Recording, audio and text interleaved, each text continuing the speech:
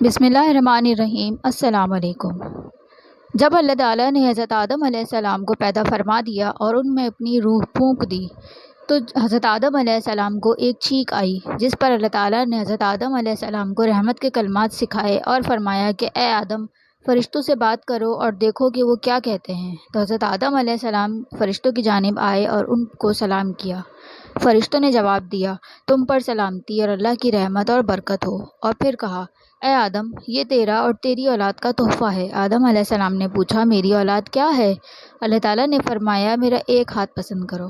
آدم علیہ السلام نے عرض کی، میں اپنے رب کا دایاں ہاتھ پسند کرتا ہوں اور میرے رب کے دونوں ہاتھ دائیں ہیں۔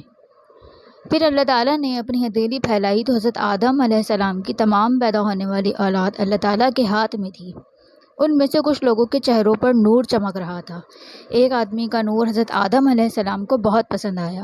آدم علیہ السلام نے عرض کی، یا اللہ، یہ کون ہے؟ اللہ تعالیٰ نے فرمایا، یہ تیرا بیٹا داؤد ہے۔ آدم علیہ السلام نے عرض کی، میرے مولا، اس کی عمر کتنی ہے؟ اللہ تعالیٰ نے فرمایا کہ اس کی عمر 60 سال ہے۔ حضرت آدم علیہ السلام نے فرمایا کہ اے میرے مولا، حضرت آدم علیہ السلام نے فرمایا، اے میرے مولا، میری عمر میں سے 40 سال اس کو دے کر اس کے 100 سال پورے کر دے۔